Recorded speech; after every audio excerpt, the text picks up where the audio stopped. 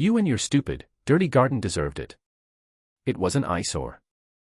The words, screamed with the force of a collapsing dam, echoed in the stunned silence of the community hall. They hung there, shimmering with pure, unadulterated venom, and in that moment, I knew I had won. But let's not get ahead of ourselves. The story of how Brenda, the self-appointed queen of Maple Creek Estates, ended up confessing to a felony in front of 50 of her neighbors and 2 police officers doesn't start with a bang. It started, as these things so often do, with a whisper. A quiet, nitpicking, soul-crushing whisper that grew into a roar. My name is Arthur. I'm a soil scientist, or I was. I spent 40 years of my life with my hands in the dirt, analyzing samples, consulting on agricultural projects, and understanding the intricate dance of minerals, microbes, and water that gives us life. When my wife, Eleanor, passed away 2 years ago, the world lost its color. The vibrant hues of our shared life faded to a monochrome gray. I retired, sold our big house in the city, and bought a smaller place in what I thought was a quiet, peaceful suburban neighborhood. It had a decent-sized backyard, which was the only real selling point. That yard became my sanctuary. It was where Eleanor and I had always planned to build our dream garden, a place to grow old together, our hands stained with earth. After she was gone, building that garden felt like the only way to keep a part of her with me. I didn't just plant vegetables, I cultivated memories. The heirloom tomatoes were the same variety her grandfather had grown. The lavender bushes were for the scent she loved to have in the house. The sprawling pumpkin patch was for the pies she never got to bake for the grandchildren we never had. I turned my grief into a project. I meticulously balanced the soil's pH, built raised beds from reclaimed cedar, and established a complex composting system. Soon, the garden was more than just a hobby, it was a testament to a life well lived. It was beautiful, productive, and a riot of controlled, organic life. I started a small community-supported agriculture program, a CSA, for a dozen or so families in the wider area. I called it Eleanor's Bounty. It wasn't about the money, it was about sharing the life that was springing from my soil, a way of keeping her memory alive and feeding others. It gave my days purpose. And then Brenda happened. Brenda was the president of the Maple Creek Homeowners Association. She was a woman who seemed to be powered by a perpetual state of low-grade indignation. She patrolled the neighborhood in her golf cart, a clipboard her scepter and a pen her sword. Her face was locked in a permanent expression of disapproval, as if she'd just smelled something foul and suspected you were the source. She saw the world not as a place to live, but as a list of potential violations. Our first encounter was over my compost tumbler. It was a high-end, sealed unit, designed to be tidy and rodent-proof. To me, it was a vital part of a healthy garden ecosystem. To Brenda, it was an unapproved refuse receptacle. She rolled up to my fence one Tuesday morning, her golf cart whirring to a stop. "Mr. Thompson," she called out, her voice carrying the clipped, authoritative tone of someone who has never been told no. I was turning the soil in the carrot bed. I straightened up, wiping my hands on my jeans. "It's Arthur," I said, offering a polite smile. "And you are?" "I am Brenda, the president of this HOA," she announced, as if presenting her credentials to a border guard. "I'm here about the structure," she gestured vaguely with her pen toward the compost bin. "The composter?" I asked. "It's unsightly," she declared. "It's not in keeping with the aesthetic standards of Maple Creek Estates. You'll receive a formal notice. You have 14 days to remove it." I blinked. "It's a compost bin. It's how I make soil for my garden. It's completely sealed, and it's tucked away behind the shed." "The bylaws are clear," she said, tapping her clipboard. "No unapproved structures. This is your first warning." She didn't wait for a reply. She just put the golf cart in gear and hummed away, leaving me standing in a cloud of smug satisfaction. That was the first shot. I read the bylaws she cited. They were vague, designed to be interpreted by whoever held the power. I could have fought it, but I was new here. I just wanted peace. I moved the compost tumbler into my garage. It was inconvenient and smelly, but it was a concession I was willing to make for a quiet life. I was a fool to think that would be the end of it. Giving Brenda an inch was like offering a shark a drop of blood. She had tasted control, and she wanted more. The compost bin was just the beginning.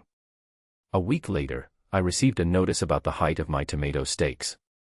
They were, apparently, 2 inches taller than the maximum height allowed for decorative garden supports. I was fined $50. I paid it and trimmed the stakes, feeling a hot prickle of annoyance. It felt absurd, like something out of a satirical novel. Then came the notice about my mulch. I used a dark, organic pine bark mulch. Brenda, in her infinite wisdom, had decided that the official HOA-approved mulch color was cedar red. My dark mulch was, creating a discordant visual landscape. Another fine, this time $100. I ignored that one for a week, and the fine doubled. I switched to cedar red mulch. It looked garish against the deep green of my plants, like a cheap toupee on a distinguished gentleman. The harassment became a steady, rhythmic drumbeat in my life. A notice about my watering can being left visible from the street. A fine because a single vine from my cucumber patch had dared to touch the fence. She even tried to cite me for the commercial nature of my garden, posting a passive-aggressive screed on the community Facebook page about residents running unlicensed agricultural businesses from their homes. Each fine, each petty complaint, felt like a personal attack. It wasn't just about my garden, it was an assault on Eleanor's memory. This space was sacred to me, and Brenda was treating it like a patch of weeds to be eradicated. I tried reasoning with her. I went to an HOA meeting and calmly explained that my CSA was a small, private arrangement, not a commercial farm. I pointed out that my garden was meticulously maintained and improved the look of the neighborhood. She smiled a thin, reptilian smile. The rules are the rules, Arthur. We can't make exceptions. If we let you run a farm, what's next? Someone raising chickens? A pigsty? The room tittered with nervous laughter. I saw then that it wasn't about the rules. It was about power. She was making an example of me. The quiet new guy with the beautiful garden was a threat to her absolute authority. The turning point, the moment my patient, peace-seeking nature cracked like sun-baked clay, came on a Saturday in late July. My niece and her 2 young children were visiting. The kids, aged 5 and 7, were gleefully helping me pick cherry tomatoes, their faces smeared with juice. They were laughing, and for the first time in a long time, the garden felt truly full of life again. Brenda's golf cart appeared at the fence like a bad omen. Arthur, she called, her voice sharp enough to cut glass. I need to have a word with you. I walked over, forcing a neutral expression. Brenda. What can I do for you? Her eyes flickered to the children, who had fallen silent and were hiding behind my legs. Your activities are causing a disturbance. And I've warned you about the commercial use of this property. This is my family, Brenda. They're picking tomatoes. It looks like unpaid child labor to me, she sniffed.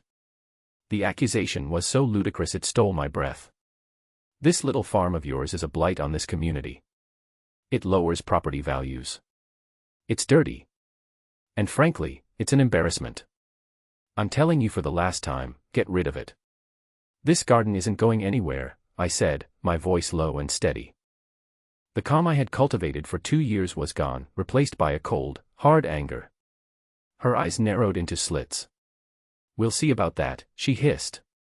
There are ways of dealing with pests, Arthur. I suggest you listen to me before something unfortunate happens to your precious little plants. She sped off, leaving a toxic silence in her wake. My little niece looked up at me, her eyes wide. Uncle Arthur, she whispered, why is that lady so mean? That was it. That was the line. She had threatened my livelihood, insulted my family, and desecrated the memory of my wife. But bringing that ugliness in front of children. That was an act of war. The quiet, grieving widower was gone. In his place stood a soil scientist with a 40-year career in methodical analysis and problem-solving. Brenda had mistaken my patience for weakness. She had no idea who she was dealing with. That night, I didn't sleep. I sat at my kitchen table, the faint scent of lavender drifting in from the garden. The war would not be fought on her terms, with petty fines and public shaming. It would be fought on mine. With data. With evidence. With the cold, irrefutable logic of science and the unyielding power of the law. I wasn't just going to defend my garden anymore. I was going to dismantle her. I was going to turn her little kingdom of beige houses and cedar red mulch into her own personal hell. My project was no longer about growing vegetables. It was about cultivating justice. And I knew, with a certainty that settled deep in my bones, that the harvest was going to be glorious. The first step in any scientific endeavor is observation and data collection. My campaign against Brenda would be no different. I started by turning my professional skills inward, focusing on my own property as if it were a client's field study. I documented everything. I bought a small, weatherproof binder and a set of archival quality page protectors. This became my war journal.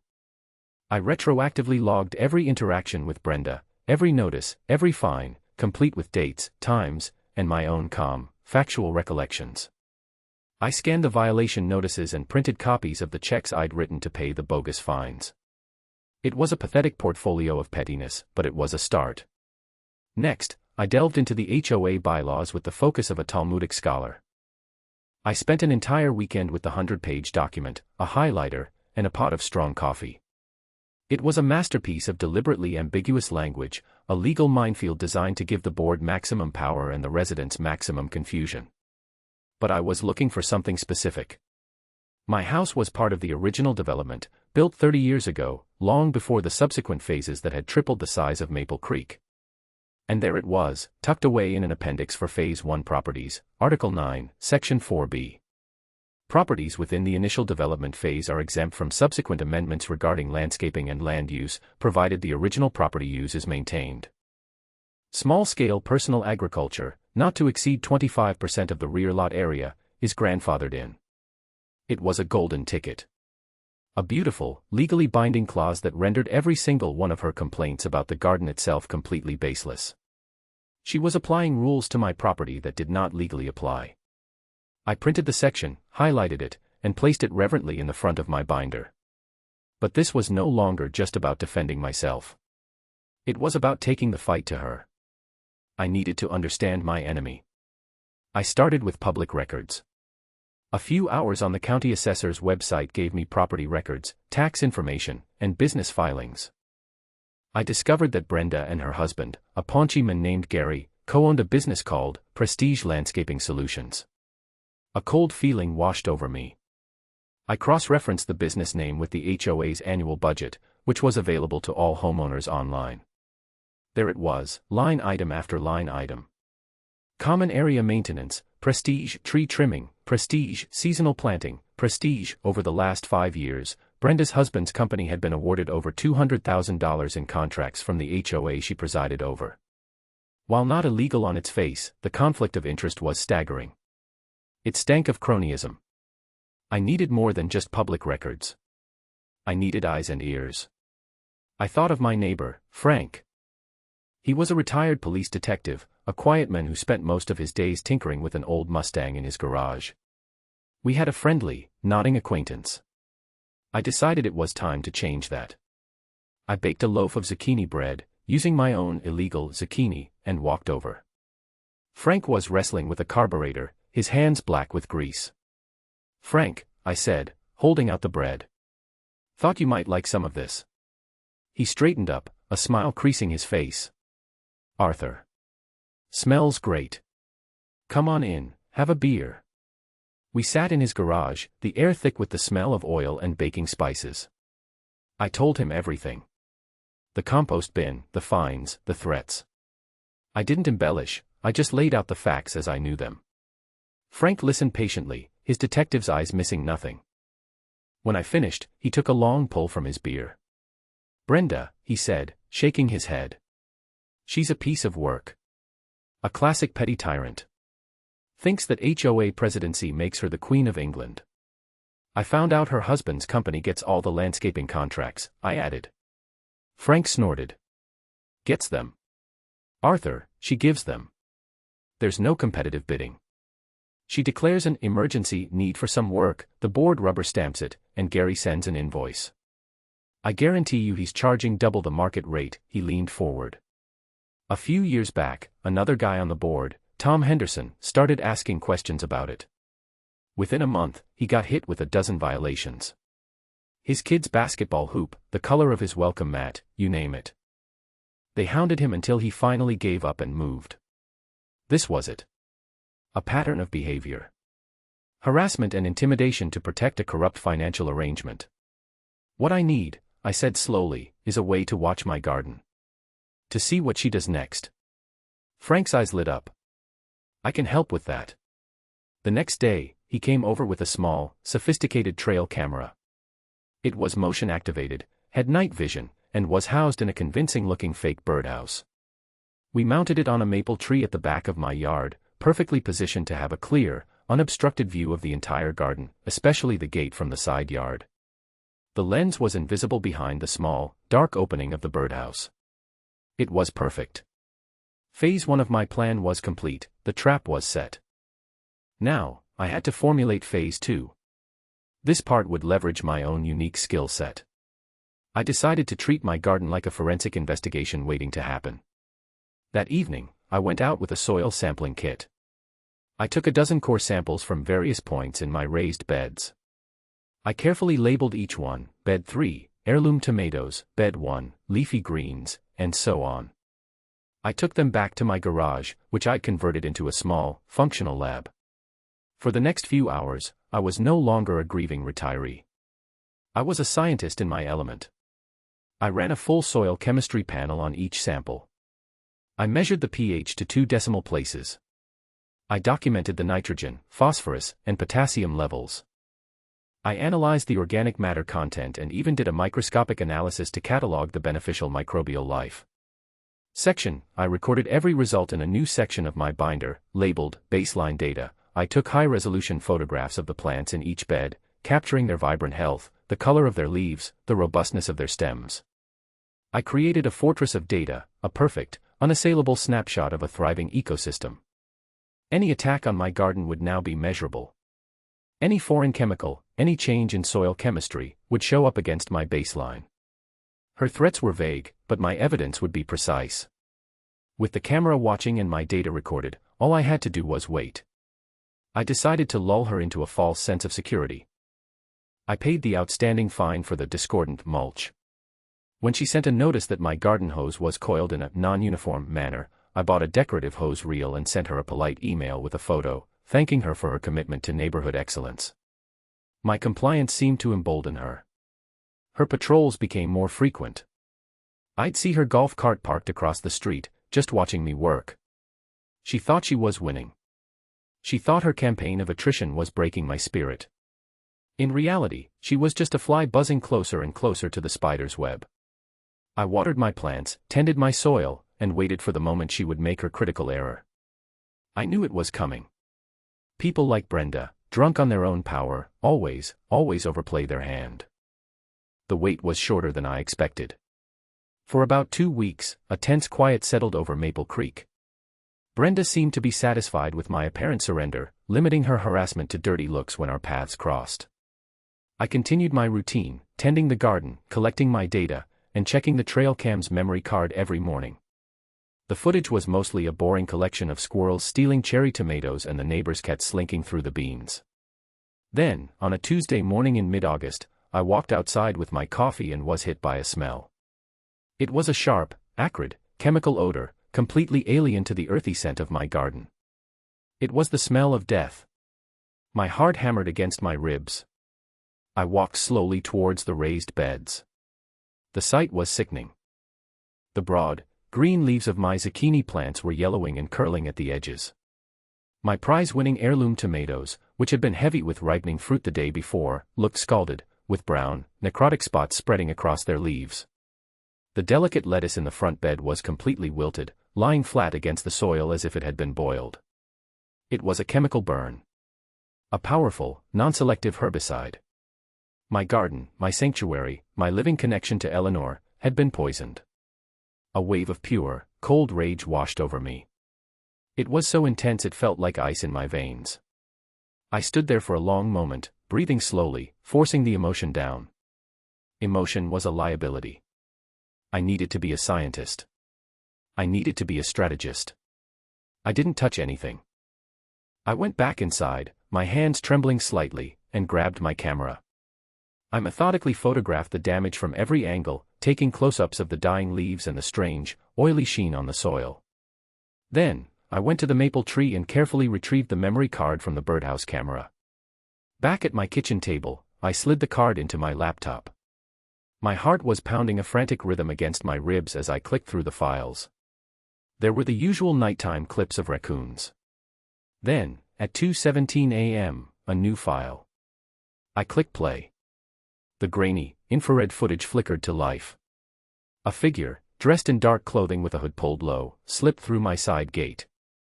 They moved with a furtive quickness, but there was something familiar about their gait. The figure carried a small, pressurized sprayer. They moved systematically from bed to bed, dousing my plants with a fine mist. The figure turned slightly, and the moonlight caught their face for just a second. It was her. Brenda. There was no doubt. Even in the ghostly black and white of the night vision, her pinched features and self-righteous scowl were unmistakable. She was wearing a pair of expensive-looking athletic shoes, the same ones I'd seen her in a dozen times. She spent less than 5 minutes in the garden, a silent, efficient angel of death. Then, she slipped back out the gate and was gone. I watched the video 3 times. A grim, tight smile spread across my face. It was done.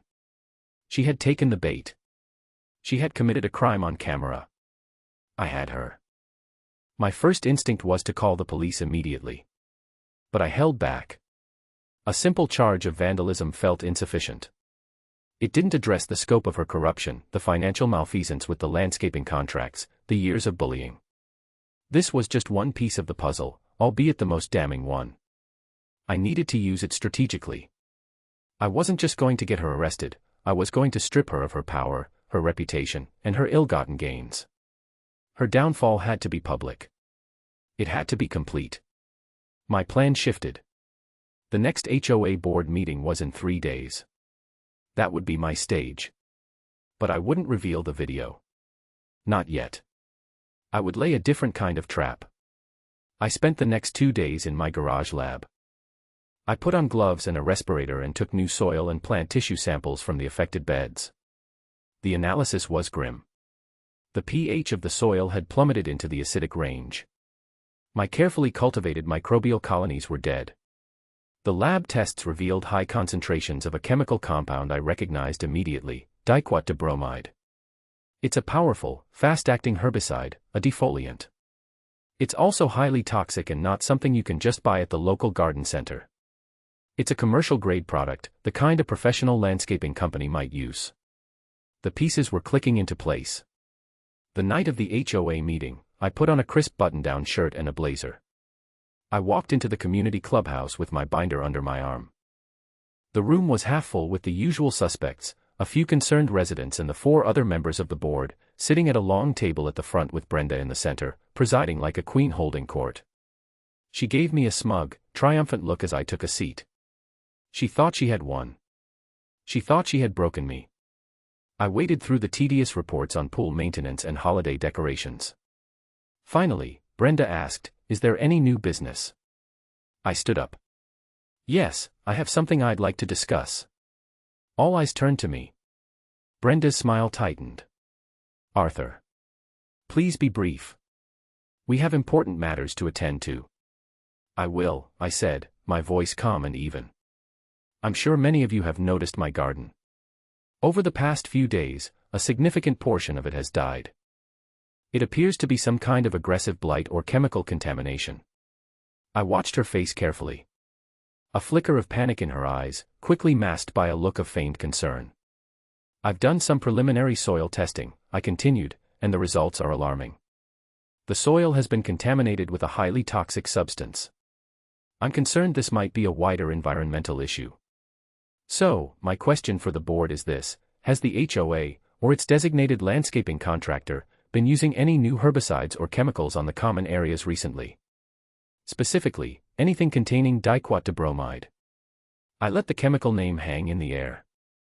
I saw one of the board members, a retired chemist, jot it down. Brenda went rigid. My question had been a surgical strike. I hadn't accused her of anything. I had framed it as a public safety concern, a reasonable question from a resident. To deny it reasonably, she would have to be calm. But I knew her better than that. Her guilt and her arrogance wouldn't allow for a measured response. "Absolutely not," she snapped, her voice a little too loud. Prestige Landscaping uses only HOA-approved, environmentally friendly products. This is outrageous. I'm not making an accusation, I said gently. I'm simply asking a question. A powerful defoliant has appeared on my property. It seems prudent to explore all possible sources. This is a ridiculous waste of our time. Brenda's voice rose, her face flushing a blotchy red. You're probably the one who did it. You and your amateur chemistry experiments in your garage. You probably poisoned your own garden with your disgusting compost and now you're trying to blame the HOA to get some kind of payout. A shocked silence fell over the room. Her reaction was completely unhinged. The other board members exchanged uneasy glances. I had presented a calm, rational query, and she had responded with a hysterical, defensive tirade full of specific, bizarre accusations. I just stood there, letting her words condemn her. Thank you for that information, Brenda, I said quietly, before sitting back down. I didn't say another word for the rest of the meeting. I didn't need to. The trap had sprung. She had revealed her hand not with a confession but with the sheer, unadulterated panic of a guilty conscience. People were looking at her differently. The first crack had appeared in the foundation of her little empire. And I had the wrecking ball, hidden on a tiny memory card, waiting for the perfect moment to swing. Brenda's public meltdown at the HOA meeting was just the beginning. I had rattled her cage, and now the cornered animal was lashing out. She doubled down, launching a vicious and personal campaign against me.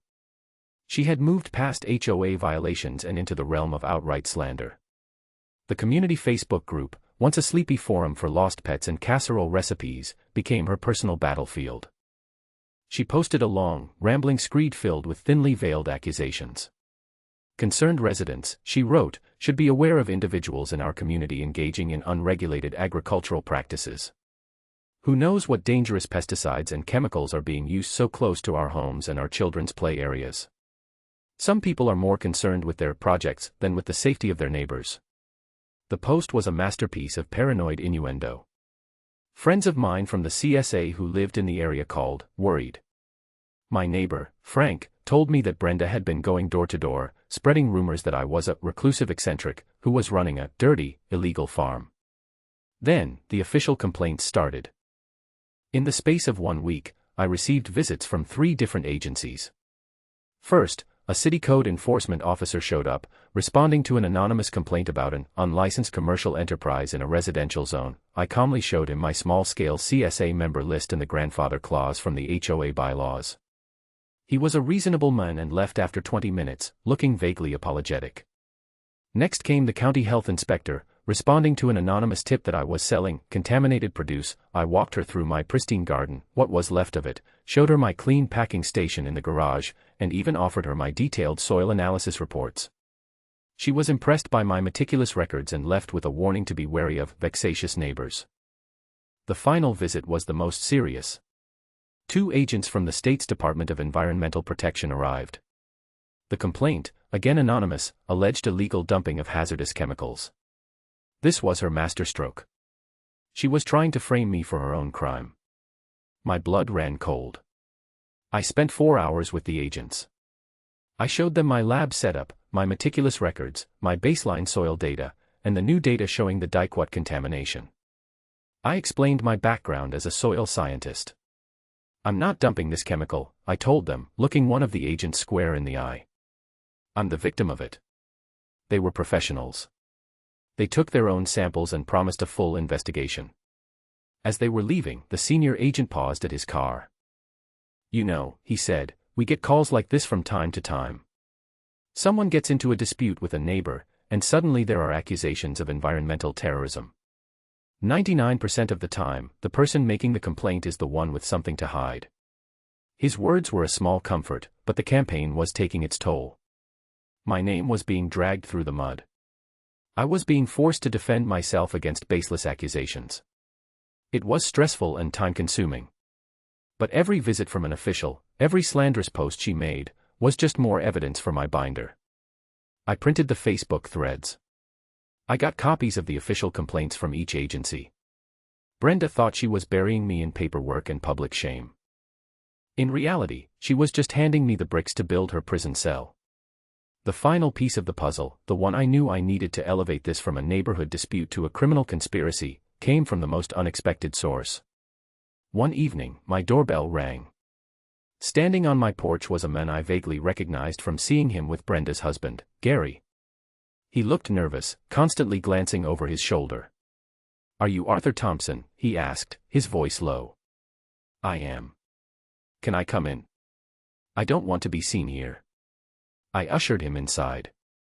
He introduced himself as Mark, Gary's brother. He had worked for Prestige Landscaping for 10 years until quitting a month ago.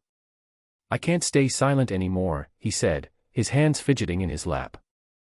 "What Brenda is doing to you, it's what she does to everyone who questions her. And what she and Gary are doing with the HOA money, it's just plain theft." For the next hour, Mark laid it all out. It was even worse than Frank and I had suspected. Gary, at Brenda's direction, was systematically defrauding the HOA. He would invoice for work that was never done. He'd bill for 10 workers when only 3 showed up. He'd buy cheap, low-grade materials and bill the HOA for premium products. That big tree trimming job last spring, Mark said, his voice dripping with disgust. He billed the HOA for $12,000. The actual cost was less than $4,000. The rest, they just pocketed. They've been doing it for years. That's how they paid for the boat, the new SUV, the trip to Europe. "Can you prove any of this?" I asked, my heart racing. Mark nodded, reaching into the jacket he was carrying. He pulled out a thick file folder and laid it on my coffee table. I started making copies of the real invoices and the fake ones about a year ago. I knew this was all going to blow up someday. It's all here. The 2 sets of books. Emails between Gary and Brenda talking about it. It was a goldmine. Undeniable proof of felony fraud and embezzlement. Then, he delivered the final, devastating blow. I described the chemical that had been used on my garden. Mark's eyes widened. "Dicquat. Yeah. We use that sometimes. Nasty stuff. For clearing heavy brush on commercial lots. Gary keeps a couple of gallons of it in the locked chemical shed at the office." He paused. "Brenda knows where the key is.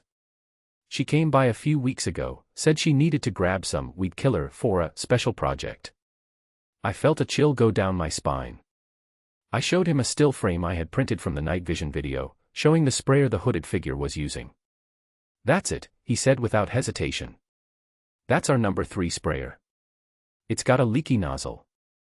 I'd recognize it anywhere." I now had everything. A motive, protecting her corrupt financial scheme. A witness who could tie her to the specific chemical and equipment used in the attack. Hard evidence of massive financial fraud. And, of course, the video. The time for defense was over. The time for silent data collection was over. It was time to bring down the hammer. The next morning, I made 2 appointments. The first was with the lead detective at the local police department who handled property crimes. I walked him through the story of the garden, the harassment, and I showed him the video. The moment Brenda's face was visible, his expression hardened. He took my official statement and a copy of the video file as evidence. My second appointment was with an investigator at the district attorney's office who specialized in white-collar crime. I didn't bring my binder. I brought Mark's file. I sat in a sterile interview room and laid out the evidence of systematic fraud, the double invoices, the emails, the inflated costs. The investigator's eyes grew wider with every page he turned. When I told him there was a witness willing to testify, he closed the folder and looked at me. "Mr. Thompson," he said, "you've just done our job for us. I also filed a civil suit against Brenda personally. I wasn't suing for pain and suffering. I wasn't suing for emotional distress. I was suing her for a very specific, very calculated number, the exact cost of refunding every single one of my 12 CSA subscribers for the remainder of the season, plus the projected cost of professionally remediating and replacing the contaminated soil in my garden beds. The number came out to $9,450. It wasn't about getting rich. It was about poetic justice. She had destroyed Eleanor's bounty, and she was going to pay to make every single person she had cheated whole. With the wheels of justice now turning, there was only one thing left to do: stage the final act. The community deserved to see their queen for who she truly was. Another HOA meeting was scheduled, and I knew it would be the perfect venue for the final, public unmasking. I called Frank. "I think the next meeting is going to be very interesting," I told him. "You might want to make sure some of your old friends from the force are in the neighborhood that night." The air in the Maple Creek Estates Community Hall was thick with tension. Word had spread like wildfire. The police had been seen at my house. An investigator from the DA's office had been spotted at the HOA's management company. Rumors were swirling, and Brenda's little kingdom was buzzing with speculation. The meeting was packed. Every seat was filled, and people were standing along the back wall. It was the best-attended HOA meeting in Maple Creek history. Brenda sat at the head table, looking pale and strained. Her usual ironclad confidence had been replaced by a brittle, defensive posture. She tried to rush through the agenda, but the residents were restless. Finally, a woman in the third row stood up. "Brenda," she said, "we want to know what's going on. We've heard rumors about an investigation. About the police." Brenda's gavel banged on the table. "This is not the forum for baseless gossip," she snapped. "If there's no further new business." "There is," I said, standing up from my seat in the front row. My voice cut through the murmuring. I was holding a small remote in my hand. Behind the board's table, a large pull-down projector screen, normally used for the annual budget presentation, was waiting.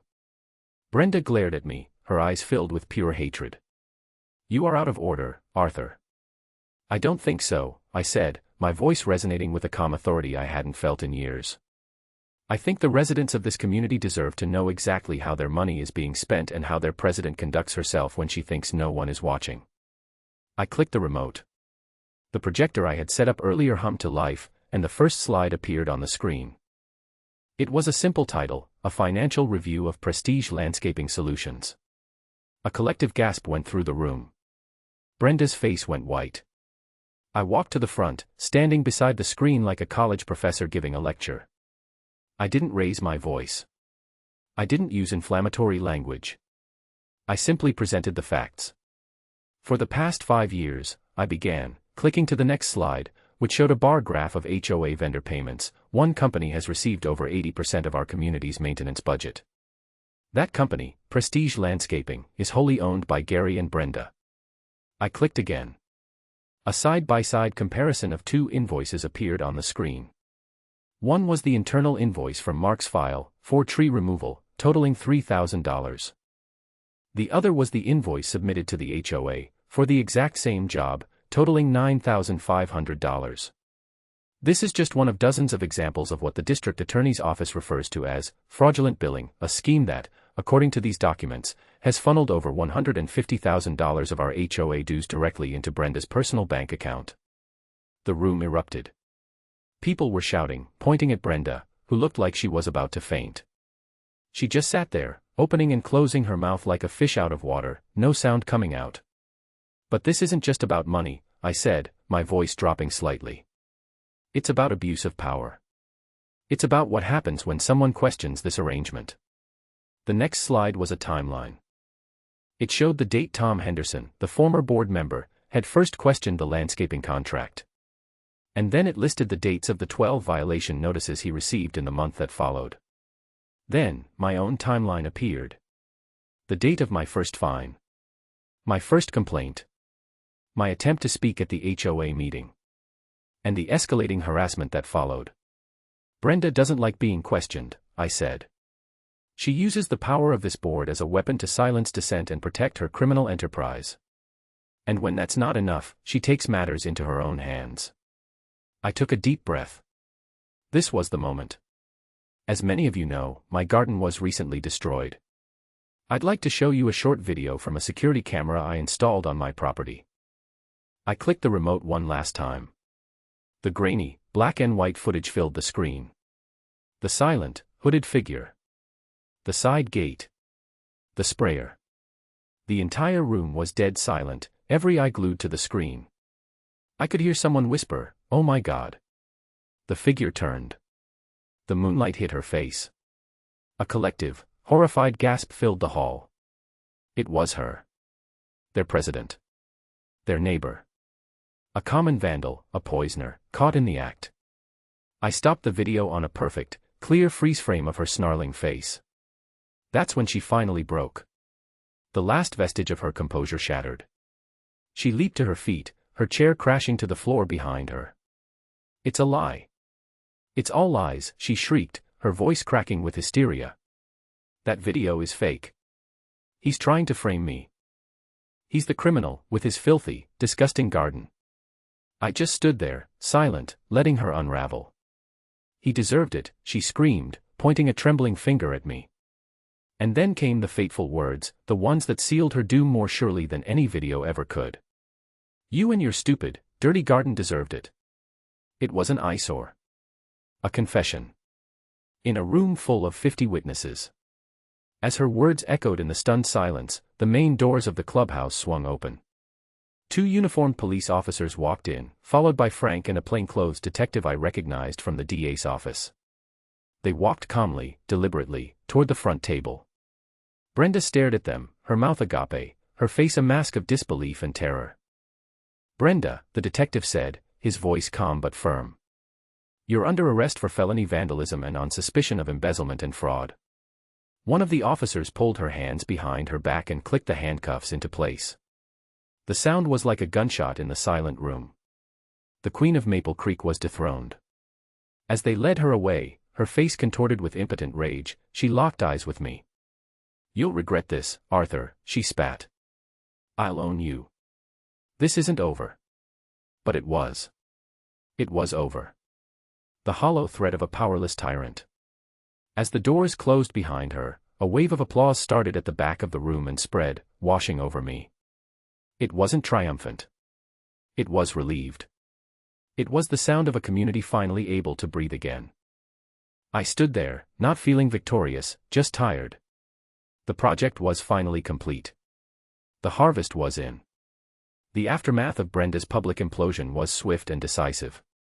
Her downfall was the talk of the town, a suburban morality play whispered about over fences and in the aisles of the grocery store. The community, freed from her reign of terror, began to heal. An emergency election was held, and a new HOA board was voted in. The new president was a soft-spoken librarian who believed in consensus and community, not control. One of their first official acts was to issue a formal, public apology to me and to the Henderson family, who had been driven out years earlier. They voided every fine Brenda had ever issued against me and passed a new bylaw, which they jokingly called the Arthur Amendment, explicitly protecting the rights of residents to have personal gardens. They also immediately terminated the contract with Prestige Landscaping and put all future work out for competitive bidding. The change was like a fresh breeze blowing through a stale, musty room. Brenda's fate was a slow, methodical grind through the legal system she had so arrogantly believed she was above. The evidence was overwhelming. Mark's testimony, combined with the 2 sets of books, sealed the deal on the fraud and embezzlement charges. My video, coupled with her public confession, made the vandalism case an open and shut affair. The value of my CSA contracts and the cost to remediate the soil was high enough to push the charge from a misdemeanor to a felony. She and Gary had to sell their house, the one with the immaculate landscaping paid for by their neighbor's stolen money, to cover their legal fees. It wasn't enough. My civil suit was a slam dunk, and the judge awarded me the full $9,450. In the end, Brenda was sentenced to 3 years in state prison for embezzlement. Gary, who took a plea deal and testified against her, got 5 years of probation. They lost everything, their business, their home, their reputation. They were pariahs. Poetic justice, I thought, was not just a concept from literature. Sometimes, it was delivered with the cold, hard finality of a judge's gavel. I used the money from the lawsuit exactly as I said I would. I hired a professional soil remediation company. It was a painful process to watch. They had to excavate all the soil from my beautiful raised beds, digging out the earth that Eleanor and I had dreamed of, now tainted with Brenda's poison. They carted it away like hazardous waste and replaced it with tons of fresh, clean loam. It took a full season for the garden to recover. That first spring, as I turned the new soil, it felt like a fresh start, not just for the garden, but for me. I rebuilt the ecosystem from scratch, reintroducing beneficial nematodes and mycorrhizal fungi, nurturing the earth back to health. It was a slow, patient process of healing, a physical manifestation of my own journey through grief and conflict. When I finally planted the first seeds in the restored soil, many of my neighbors came to help. The same people who had once avoided my gaze, intimidated by Brenda, now brought me seedlings and offered to help pull weeds. Frank installed a state-of-the-art irrigation system for me, and the new HOA president brought over a blueberry bush as a housewarming gift for the new garden. Eleanor's bounty was no longer just my project, it had become a community endeavor. The following year, the CSA was back, bigger and better than before. I had a waiting list. My best customers were my own neighbors, the residents of Maple Creek. The garden thrived more than it ever had before, a riot of color, life, and defiant resilience. Sometimes, late in the evening, I sit on my back porch, looking out over the rows of thriving plants, the air sweet with the scent of tomato leaves and damp earth. I think about the battle I fought. I never wanted to be a warrior. I just wanted a quiet place to tend my memories and nurture new life. But Brenda taught me a valuable lesson. Peace isn't always a passive state, sometimes, it's something you have to fight for. Standing up to a bully isn't about revenge. It's about restoring balance. It's about defending the small, sacred spaces in our lives from those who would poison them with their bitterness and greed. My garden is more than just a plot of land now. It's a symbol of that fight. Every tomato that ripens on the vine, every carrot I pull from the clean, healthy soil, is a small victory. It's a testament to the fact that even after the most toxic contamination, with patience, care, and a methodical plan, life can and will flourish again. I finally have the peace I craved, in the quiet sanctuary I built, defended, and rebuilt. And I know, somewhere, Eleanor is proud.